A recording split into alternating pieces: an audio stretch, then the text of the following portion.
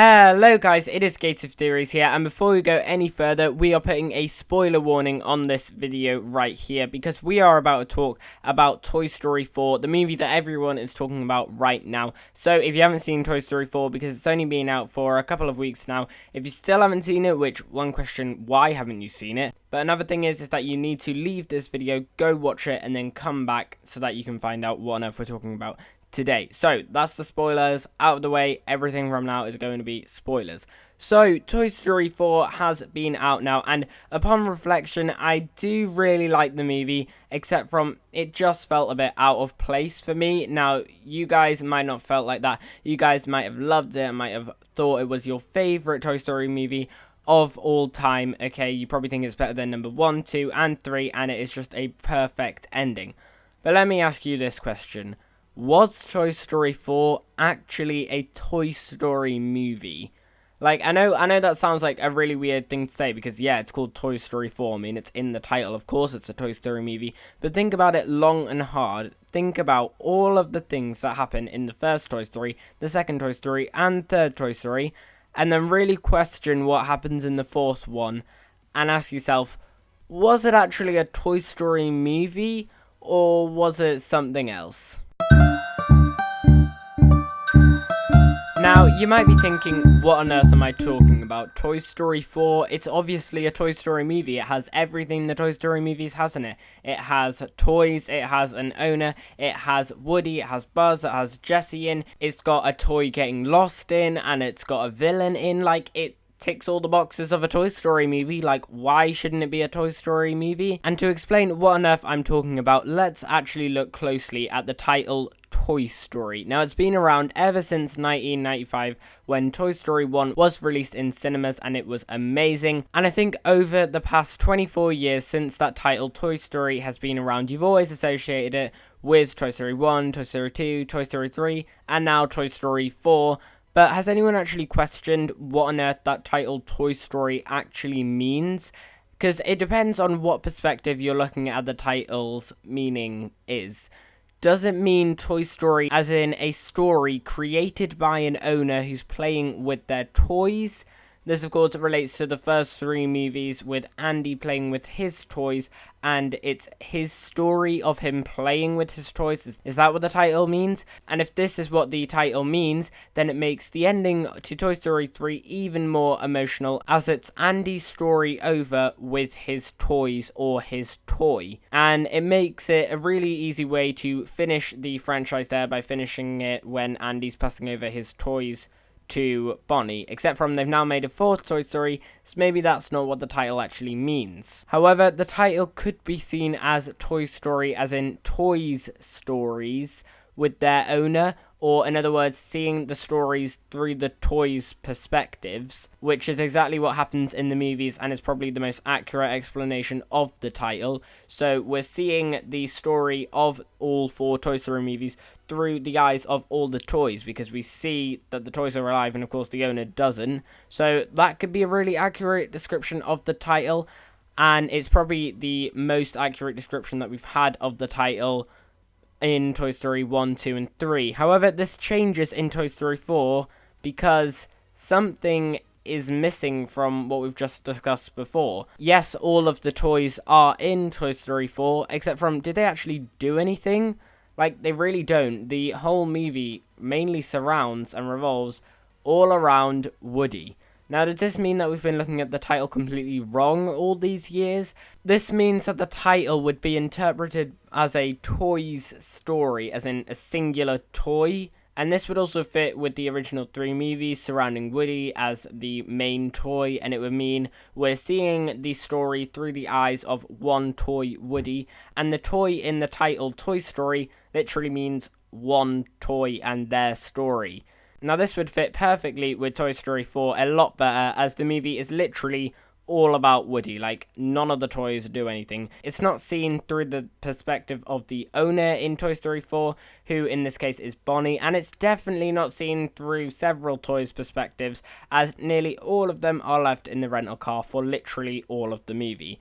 Instead, Toy Story 4 definitely follows the last idea of the way we interpret the title, as it's literally only about Woody, and yet That's the problem. And there's absolutely nothing wrong with the movies surrounding around Woody. I mean, all of the previous 3 movies have all surrounded around Woody as well, because he is the main character. He is Andy's favorite toy. No wonder the movies are surrounding around him. Except from Toy Story 4, maybe pushed it a bit too far for it to actually be classed as maybe what I'm saying here as a Toy Story movie, and not something else, because throughout all of the previous Toy Story movies, they have all been working together. Like, there's 2 sides of the stories. Take Toy Story 3, for example. While Woody is away with Bonnie, we see what the other toys are doing, and they're all working together, trying to escape Lotso. And then, of course, the gang come back together when Woody returns, and we see them all working together. Whereas in Toy Story 4, the rest of the toys literally do nothing, and it's all about Woody. Yes, there are other characters in it, and we see the connection between Woody and Bo Peep, and of course we see Ducky and Bunny and Duke Kaboom, except from they don't really have that much big parts. So it's not like in Toy Story 2 where we get to see the Prospector and Jesse's side of the story, and they are big parts. No. Whereas in Toy Story 4, it's mainly all to do with just Woody and Forky and none of the other toys. Even the famous Pixar theorist, the Super Carlin brothers, even said themselves in their review, they think it should have been called Woody and not Toy Story 4. Like, maybe it should have done what the Star Wars films did when they did Rogue One or Solo. They didn't make it Star Wars 3.5. Instead, they made it Solo, a Star Wars story. Maybe Toy Story 4 literally should have been called Woody, a Toy Story, or Woody, a Toy Story film, or if you really wanted to push it, and it might sound completely ridiculous, Woody, a Toy Story story, because it literally seemed like a stand-alone film, which is absolutely fine. So why was it part of this original trilogy then? And these films aren't standalone films, are they? Take, for example, that one climactic scene in Toy Story 3 where everyone becomes really, really tense. Every toy is about to be incinerated. They know it's the end. They know they're going to die. So what do? They come together as a group of toys by holding hands because this is their story. It's not Toy Story as in one toy's story like it was in Toy Story 4. These films have always been about all of the toys and their owner. Yeah, Woody might be the main character, but that doesn't mean they have to make it all about him and forget about all of the other toys. In Toy Story 1, for example, the toys work together to try and get Buzz back when Woody's gone. In Toy Story 2, the toys go together and take many risks to get Woody and save the others. Then in Toy Story 3, the toys together collectively leave Andy to go to Sunnyside. Now, Woody doesn't want to go with them, but when he leaves, he returns back to them. Then, like I said before, at the end, they come together when they're at the point of death, till they make the hardest decision any of them have ever had to make. They leave their owner, Andy, but not alone, together. And Woody does the exact same. That's what makes Toy Story 4 so different and so unique and not feeling a part of this franchise, because Toy Story 4 is just all about Woody. The owner is barely seen, the rest of the toys are all stuck in a rental car, and even though Buzz is on an adventure too, he barely does anything, and they make him seem like he's absolutely useless. Now, last week we made a huge video analysing all about Buzz's story in Toy Story 4, and his stories throughout all of the other Toy Story movies, and they literally made it seem in Toy Story 4 like he's absolutely stupid. And if you want to go and check that video, I highly recommend you do. Then you can go and check it out by clicking the card, or there'll be a link to it down below in the description. But you see what I mean? Toy Story 4 has literally only been surrounding around Woody, and it literally forgot about all the other characters. Like, I'm pretty sure Jessie probably only had, like, I don't know, 10 lines maybe, and that was about it. And we've seen how brilliant these characters can be when they're in action. Like, who misses Rex, Slinky, Ham, and Mr. Potato Head together? They were brilliant, especially that scene in Toy Story 2 when they're just driving around the supermarket. It's brilliant, it's funny, so why on earth were they not used in Toy Story 4? Speaking of other characters, let's talk about Toy Story 4's villain, Gabby Gabby, and was she really that much of a villain? Now, Pixar decided to go for a different direction with the villain in Toy Story 4, because in the past 2 movies we'd of course had the plot twist villain, which I absolutely loved. We had Stinky Pete, and he was a brilliant villain, and then of course we had the huge plot twist of Lotso being the villain. That was just amazing. Lotso is one of the best Pixar villains, in my opinion, ever. He's just so awesome. And yet, in this case, they'd sort of gone for more of a Sid type of character, where the villain is revealed straight away to the toys. They know who the villain is, the audience knows who the villain is, and for some reason Sid and Gabby Gabby both seem to want to like rip apart toys and stuff. And I loved how Sid did it, because Sid's inventions were awesome and he was a really good villain, but Gabby Gabby didn't really seem that much of a villain. In the end, she gave Woody the choice of having the voice box taken out. She really wanted it, and she was just a helpless toy. She wasn't really that much of a villain, was she?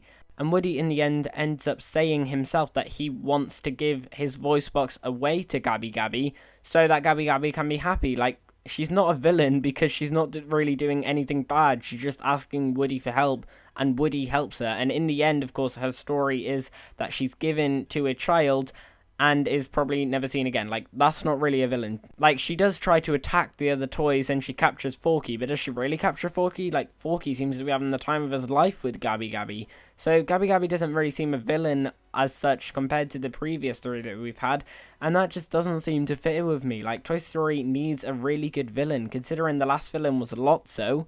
Like, you need a good villain, Toy Story, in your next film. Now, I just think that Toy Story 4 was a brilliant movie, but it seemed more like a standalone movie. Like, I would have loved it a lot more if it was, I don't know, a standalone Pixar movie, instead of making it a part of this franchise, the Toy Story franchise, where it's always been about all of the toys and their owner. Because this was literally just about one toy, and it wasn't even about his owner, because his owner didn't even want him. So, like, if it was a standalone Toy Story film, I'd understand. Making it a part of the other three, that's pushing it, Pixar. So guys, that's the end of the video. I hope you have enjoyed it. If you have enjoyed it, then please make sure that you smash that like button down below and subscribe to the channel if you haven't already. Tell us in the field section or the comment section, whatever you want to call it, what you think of Toy Story 4. Whether you loved it, whether you hated it, and whether it lives up to the original 3 movies. Because that's the whole reason why I created this video, because I loved Toy Story 4 and I thought it was a brilliant movie, but I just didn't think it lived up to the other 3 movies, which is why I didn't want it really to be like a part of it, and it felt more like a standalone film. So in the field section down below, I want you guys to tell me whether you think it is either a standalone film or a part of the Toy Story franchise. Make sure you leave all your thoughts down there as well. Personally, for me, I just wanted more action from the other toys that we've grown to love. And please don't start thinking that I absolutely hate Woody, because I honestly don't. The Toy Story franchise is one of my favourite film franchises, and I adore Woody. He is an awesome character in all 4 movies. So don't think that I'm making this video to, like, I don't know, hate on the character Woody or something. But as always, we've been here on Creative Theories. Thanks for watching, and I'll see you guys later.